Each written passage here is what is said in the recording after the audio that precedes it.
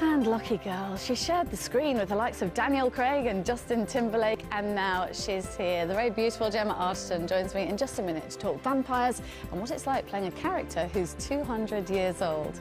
First though, let's get all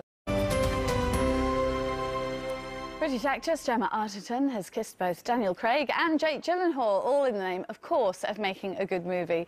But in her latest film, romance takes a backseat, and instead she's getting in touch with her maternal side, as she and her daughter are vampires. Her parent-teacher chat at school isn't exactly straightforward.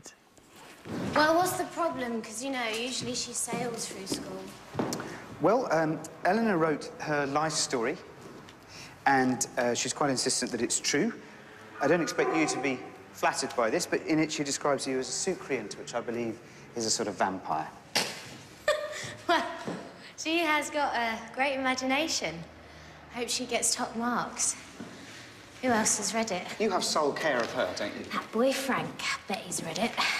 Quite a responsibility for somebody so young. I'm doing just fine. Thank you. Gemma, this is a long way from Tessa the D'Urbervilles, isn't it? Yes, yeah. What was it like playing a 200-year-old vampire? Oh, I loved every minute of it because, I mean, it's such a complex character, and really the heart of the story is about a mother and daughter, and what it is to be a mother for 200 years and to a daughter that's 16, you know, and the control and the that, you know, it's weird. The relationship between a mother and daughter is so complex anyway. But imagine for 200 years. I mean, it's crazy. But obviously, you know, playing somebody that's 200 years old but looks 23, 24, for both Saoirse and I, who plays my daughter, we had a lot of opportunity to add things in, you know, skills that they developed, or you sort of had to do a character study for, you know, 200 years worth of life. It was really good fun, and I loved every minute of it. Clara was a single mum. Did you draw on any of your personal experiences? I mean, you were raised by your mum, weren't you? Yeah. I'm not suggesting your mum was a vampire, by the way. It is a bit of a love letter to my mum.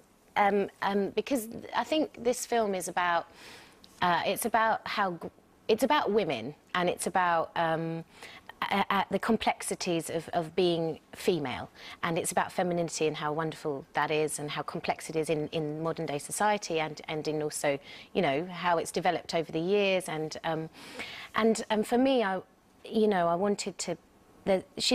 Clara's not the hero by any stretch.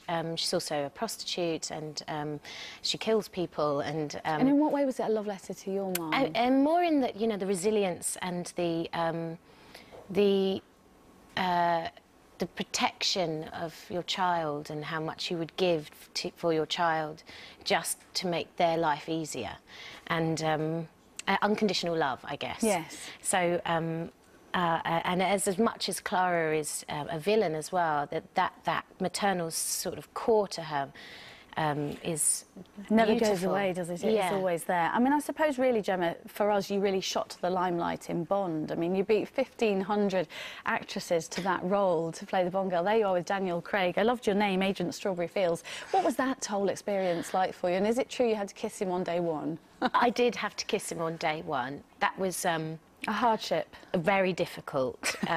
Yeah, no, it was such a joy. And the Bond family, it really is a family, because they, you know, it's the same producers, and they make you feel so welcome. And because it's such a big establishment, you really feel looked after. And I mean, I was so young. I was 21 or something, and I hadn't really been on a big film set before, so I was just, you know, all bright-eyed and bushy-tailed, and I loved every minute of it. It was. Were you a bit wonderful. nervous on that day one? You know, I mean, the kiss scene's intimate, isn't it? Meeting Daniel Craig for the first time, you're on this amazing set. Do you remember? Did you have butterflies? Was it a bit nerve-wracking? Do you know what? I just remembered just it suddenly happening, and being caught by surprise, which actually is in the film. You know, I didn't realise he was going to kiss me, and I'm, oh, goodness, you know, and it sort of they nice. kept that because it was quite sweet. Be a good kiss, so you can hear people shouting at the TV set across the land. Yeah. Now, I think as well that sort of put you in the spotlight on the red carpet. We then, you know, you then started coming to premieres, and I love your style on the red carpet. I think you're a little chameleon-like. You have lots of different looks. We've got some shots here for you. No. This is the Hansel and Gretel premiere. That's a lovely dress. Yes, that was Erdem. It was very floral, which isn't usually me, and we went for like quite a 40s look. But usually I do quite natural, so... Well, we've got Prince of Persia. Let's have a look at Prince of Persia. Yes. Oh, that's beautiful. Yeah, that was like a princess kind of vibe. Wow. And then Tamara Drew we've got as well? Yeah, this is really me. This is very something that I feel very, you know, it's very pared down. I loved that. It was very nice. And you've spoken out in the past, Gemma, about you're not conforming to the typical actress stereotype. I mean, you're a very healthy figure, beautiful girl, I'm guessing a size 8 or a 10. Do you think it's important for young women to project the right image? Oh my from gosh, film? of course it is. I'm really passionate about it because I think, I mean, women are women and we're wonderful and we come in all shapes and sizes and that's okay. And I think we're so inundated by images of the perfect aesthetic or, you know, what people think is beautiful.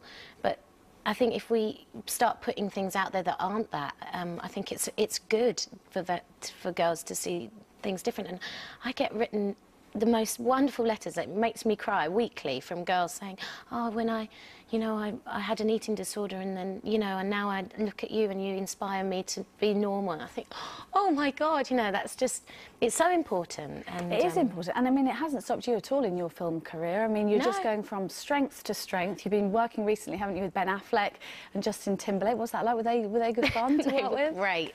Honestly, the loveliest guys, really, really funny. I had such a good time with them. Do you stay friends with people like that? Yeah. Because you're in the film for so long. I mean, it's a long, intense period of time, isn't it, to be with I mean, people like that? usually you keep in touch, sort of, you know, I saw Justin when he had a concert here a couple of months ago and we hung out and...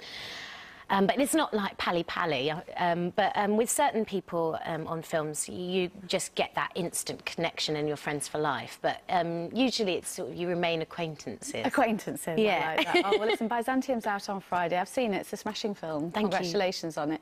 And come in again. It's lovely to chat to you. I will. Thanks, Thank you. Gemma. Well, after